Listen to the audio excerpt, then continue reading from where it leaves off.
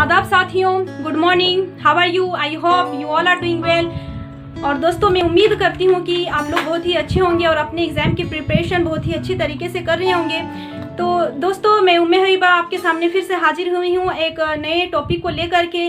तो आज के टॉपिक में हम लोग जिस के बारे में डिस्कस करने वाले हैं वो देखिए क्या है हमारा टॉपिक। वो है प्राचीन काल में झारखंड। जी हाँ दोस्तों, प्राचीन काल में झारखंड के बारे में हम लोग यहाँ पे डिस्कस करेंगे। और यहाँ पे आप लोग यहाँ पे देख सकते हैं कि मैंने यहाँ पे लिखा हुआ है प्राचीन काल में कि सबसे पहले हम लोग यहाँ पे मौर्य काल पढ़ेंगे, उसके बाद मौर्योत्तर काल, उसके बाद गुप्त काल, उसके बाद गुप्तोत्तर काल। तो चलिए दोस्तों, हम लोग आगे बढ़ते हैं और मौर्य काल की ओर आगे बढ़ते हैं और हम लोग मौर्य काल के बारे में यहाँ पे जिक्र करेंगे। तो दोस्तों, चूंकि हम लोगों को पता ही है कि मौर्य काल के जो संस्थापक रहे हैं वो कौन रहे हैं, तो चंद्रगुप्त मौर्य रहे हैं। और उनका जो शासन काल रहा है वो कब से कब तक रहा है, तो 322 ईसा पूर्व से लेकर के 298 ईसा पूर्व तक रहा है। और हम लोगों को पता है कि किस प्रकार से चंद्रगुप्त ने अपने गुरु चाणक्य यानी कि विष्णुगुप्त या तो फिर इन्हें कौटिल्य भी कहते हैं, इनकी मदद से नंद वंश के अंतिम शासक घणानंद को पराजित किया था और फिर इस वंश की स्थापना करी थी, यानी कि मौर्य वंश की स्थापना करी थी। तो चलिए दोस्तों, हम लोग आगे बढ़ते हैं। उससे पहले मैं आप लोगों को एक और बात बता देना चाहती हूँ कि मगध से जो व्यापार होता था दक्षिण की ओर, वो झारखंड से होकर के ही गुजरता था। इस प्रकार हम लोग कह सकते हैं कि झारखंड का अपना एक मौर्य काल में सामाजिक, राजनीतिक और आर्थिक और व्यापारिक महत्व जरूर था। तो चलिए दोस्तों, हम लोग आगे बढ़ते हैं अपनी क्लास की ओर और यहाँ पे देखते हैं। सबसे पहले हम लोग यहाँ पे डिस्कस करेंगे कौटिल्य के अर्थशास्त्र के बारे में। तो चलिए आगे बढ़ते हैं और देखते हैं। तो दोस्तों, यहाँ पे मेरा मार्कर नीचे गिर गया है, मैं इसे उठा लेती हूँ। तो दोस्तों, कौटिल्य के अर्थशास्त्र के बारे में हम लोग यहाँ पे जानेंगे। तो चूंकि मैंने आप लोगों को बता चुका है कि कौटिल्य के अर्थशास्त्र में झारखंड को किस नाम से जाना गया था, किस नाम से संबोधित किया गया था, तो कुकुट या तो फिर कुकुट प्रदेश के नाम से जाना गया था झारखंड को। तो ये हो गई कुछ इम्पोर्टेंट बात कि कौटिल्य ने हमारे झारखंड को कुकुट प्रदेश कहा है। उसके बाद क्या कहा है कौटिल्य ने हमारे इस कुकुट प्रदेश को क्या कहा है, तो दोस्तों कहा है कि ये जो झारखंड रहा है शुरू से ही एक गणतंत्रात्मक प्रणाली रही है, यानी कि यहाँ पे गणतंत्रात्मक शासन व्यवस्था स्थापित थी। उसके बाद कौटिल्य जो है इंद्र नामक नदियों का जिक्र करते हुए कहते हैं कि इंद्र नामक नदियों से हीरे प्राप्त किए जाते थे। और ये जो इंद्र नामक नदी थी वो ईब और शंख नदियों का इलाका था।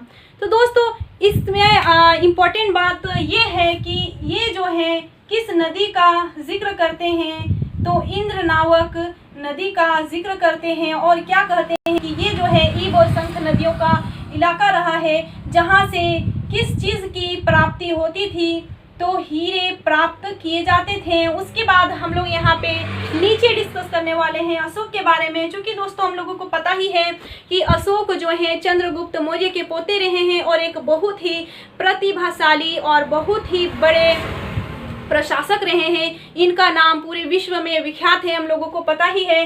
तो इनके 13वें शिलालेख में समीपवर्ती राज्यों का जिक्र मिलता है। कौन से शिलालेख में दोस्तों, तो 13वें शिलालेख में समीपवर्ती राज्यों का जिक्र मिलता है। और उन्हीं समीपवर्ती राज्यों में एक आटविक प्रदेश भी आता है। यहाँ पे आप लोग देख सकते हैं इस आटविक प्रदेश को।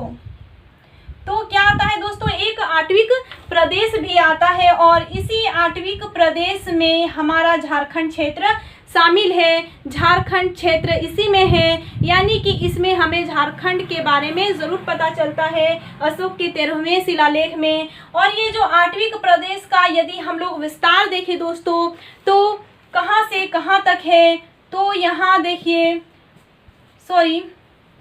बघेलखंड से लेकर के बघेलखंड से उड़ीसा के समुद्र तट का विस्तृत क्षेत्र,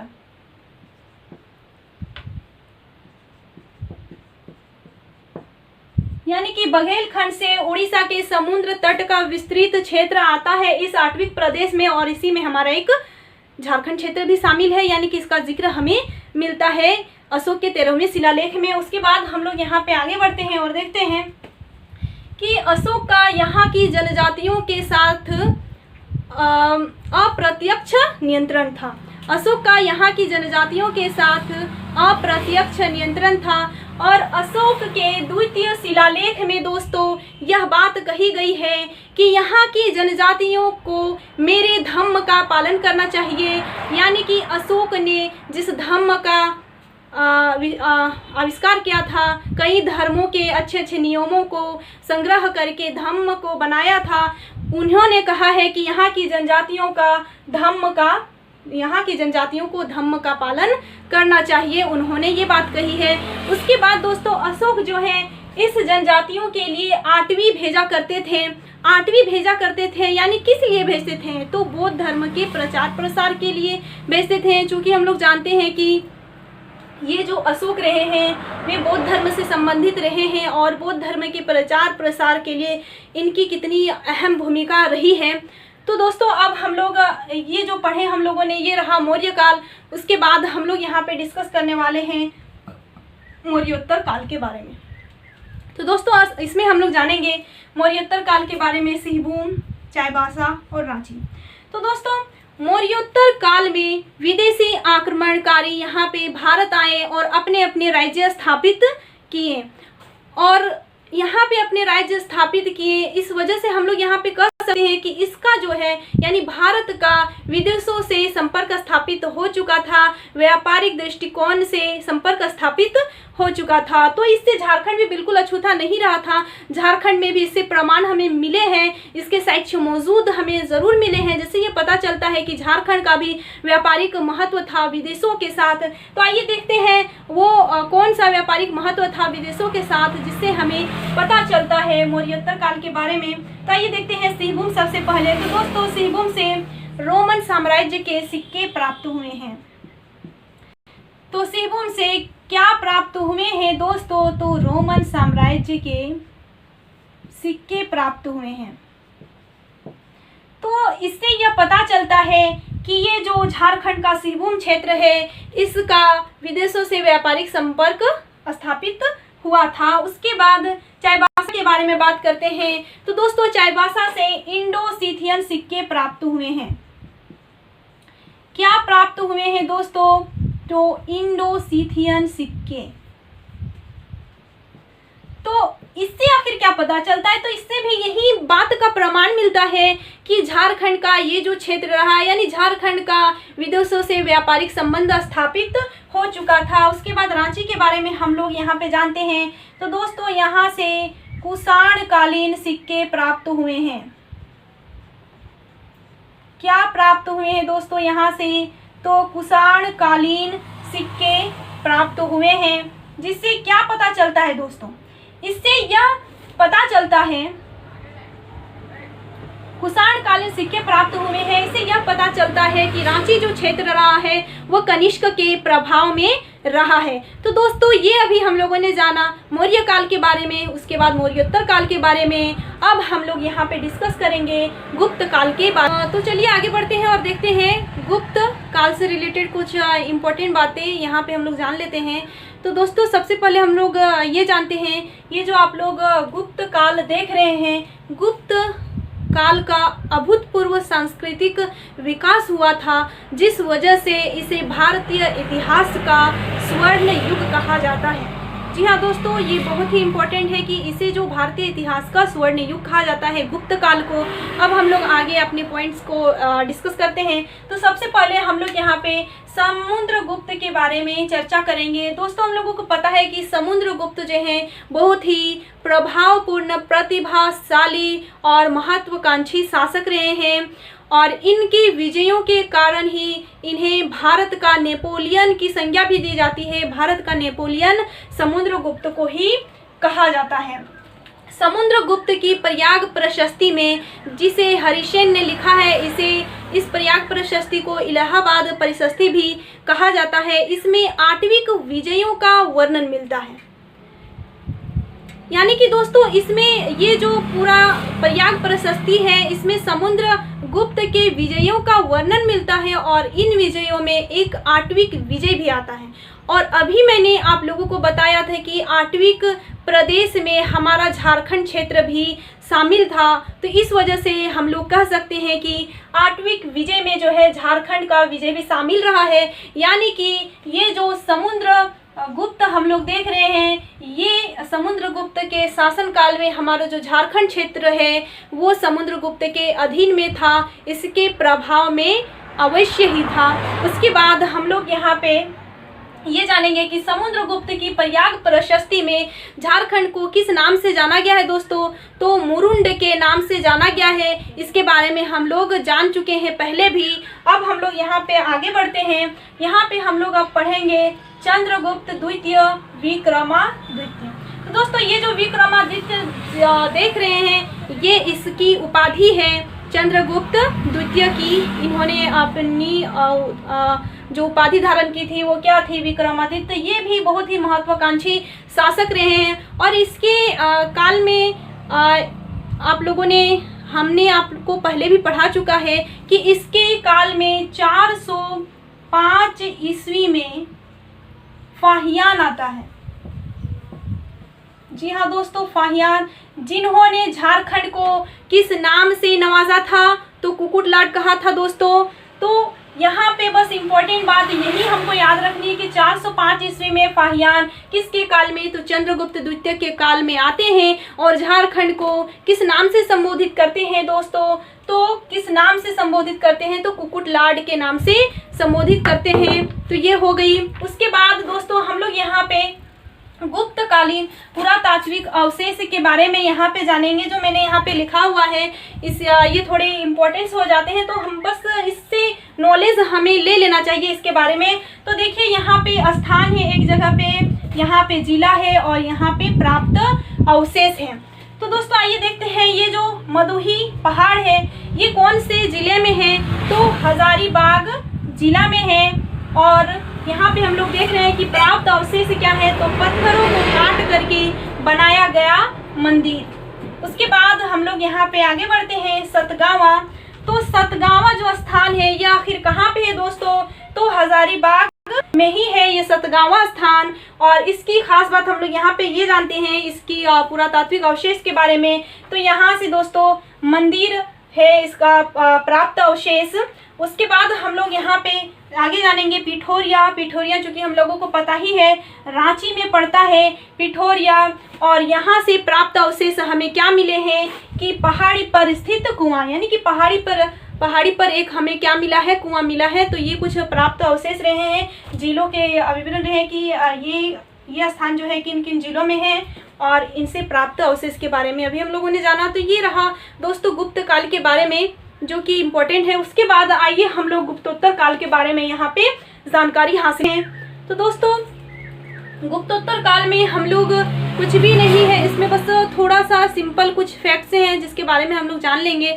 तो इसमें एक शासक आते हैं शशांक, जो कि बहुत ही प्रतापी शासक रहे हैं। इसके बारे में हम लोग थोड़ी सी जानकारी ले लेते हैं। तो दोस्तों ये जो शशांक आप लोग देख रहे हैं ये गौड़ शासक कहा जाता है, यानी गौड़ शासक शशांक। दोस्तों ये जो गौड़ शासक शशांक है, यानी कि गुप्तोत्तर काल के गौड़ शासक शशांक और गुप्त वंश को अगर हम लोग लेकर के चले तो इन दोनों के अलावा किसी ने भी यहाँ पे यानी कि झारखंड में दीर्घकालिक समय तक शासन स्थापित नहीं किया था। इन्हीं ने यहाँ पे दीर्घकालिक समय तक जो है अपने साम्राज्य का विकास किया था।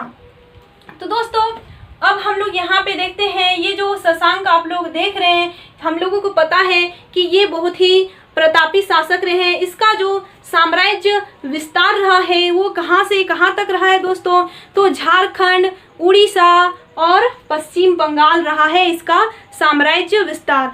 इसने अपनी साम्राज्य को सुचारू रूप से स्थापित किया था। सुचारू रूप से चलाने के लिए 2 राजधानियां स्थापित की थी। तो वो 2 राजधानियां दोस्तों कौन कौन है आइए देखते हैं। तो वो 2 राजधानियां हैं संथाल परगना का बड़ा बाजार संथाल परगना का बड़ा बाजार। उसके बाद हम लोग यहाँ पे आगे देखेंगे कि और एक राजधानी क्या थी, तो दुलमी थी। तो दोस्तों ये जो आप लोग देख रहे हैं, शशांक ने 2 राजधानियां अपने साम्राज्य को सुचारू रूप से चलाने के लिए स्थापित की थी। वो संथाल परगना का बड़ा बाजार है और दुलमी है। तो दोस्तों ये बात इम्पोर्टेंट हो जाती है कि झारखंड में सबसे प्रथम राजधानी जो है किसने स्थापित की थी, तो दोस्तों इसमें यही आएंगे शशांक। शशांक एक ऐसा शासक रहा है जिसने झारखंड में अपनी सबसे पहले जो है राजधानी स्थापित करी थी। कहाँ पे, तो संथाल परगना का बड़ा बाजार में और यहाँ पे दुलमी। उसके बाद हम लोग यहाँ पे और कुछ बातें जान लेते हैं। आइए देखते हैं वो बातें। ये जो शशांक आप लोग देख रहे हैं, शशांक जो है शिव धर्म का अनुयायी था, शिव धर्म को मानने वाला था और इसने बहुत सारे शिव मंदिरों का निर्माण भी कराया था, जिसमें से एक शिव मंदिर का नाम आता है, यहाँ पे आप इसे देखिए, जो कि सिंहभूम में है वो मंदिर वेणुसागर मंदिर। वेणुसागर जो है कहाँ पे है, तो सिंहभूम में है।